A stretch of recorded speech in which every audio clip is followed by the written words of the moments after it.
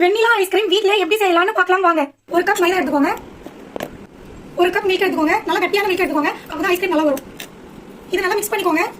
இது நல்லா அந்த கட்டி இல்லாம நல்லா மிக்ஸ் பண்ணி எடுத்துக்கோங்க. இப்போ நம்ம பால் எடுத்து வச்சுக்கலாம். நான் 6 லிட்டர் பால் எடுத்துருக்கேன், வீட்டு பால். இந்த மாதிரி வந்து நல்லா வந்து பொங்கி வரணும். அப்படி பொங்கி வரும்போது நல்லா மிக்ஸ் பண்ணிட்டே இருங்க. பால் நல்லா சுண்ட காஞ்சிருச்சு. இது திரும்ப நல்லா மிக்ஸ் பண்ணிட்டு இதுல ஒரு கப் சக்கரை போட்டுக்கோங்க. சக்கரை போட்டுட்டு நல்லா மிக்ஸ் பண்ணிடுங்க. இப்போ நம்ம ஏற்கனவே வந்து பாலும் கார்ன்ஃபிளவரும் போட்டு மிக்ஸ் பண்ணிருப்போம். அப்படியே எடுத்து ஊத்திடாதீங்க, தண்ணி மட்டும் மேலே இருக்கும். இது திரும்ப அப்படியே நல்லா மிக்ஸ் பண்ணிட்டு இப்போ நம்ம மிக்ஸ் பண்ணி வச்சிருந்த பாலை கார்ன்ஃபிளவரையும் இதில் ஆட் பண்ணிடலாம். இப்போ ஒரு ஸ்பூன் வெண்ணிலா எசன்ஸ் ஊத்திக்கோங்க. நம்ம வெண்ணிலா ஐஸ்கிரீம் தான் செய்ய போறோம். அது ஊத்திட்டு நல்லா மிக்ஸ் பண்ணிக்கோங்க. இப்போ கிரீமியா இந்த லேயர் இந்த மாதிரி வந்ததுக்கு அப்புறம் இதை எடுத்து ஒரு ஐஸ்கிரீம் பாக்ஸ்ல போட்டுக்கோங்க. இப்போ நம்ம இந்த பாக்ஸ்ல மாத்திட்டோமா, இதை வந்து ஒரு 3 hours வந்து க்ளோஸ் பண்ணி ஃப்ரிட்ஜ்ல வச்சிருங்க. 3 hours ஆயிடுச்சு, வாங்க நம்ம ஃப்ரிட்ஜ்ல இருந்து எடுத்து வெளில வச்சுருவோம். இப்போ நம்ம இதை எடுத்துட்டு ஃப்ரிட்ஜில் அகைன் மிக்ஸில போட்டு அரைச்சிட்டு ஃப்ரிட்ஜ்ல ஒரு 8 hours வைக்கணும். ஃப்ரிட்ஜ்ல 8 hours எடுத்து வச்சிருங்க. 8 hours ஃப்ரிட்ஜ்ல வச்சிருந்தோம். டேஸ்டியான வெண்ணிலா ஐஸ்கிரீம் ரெடி.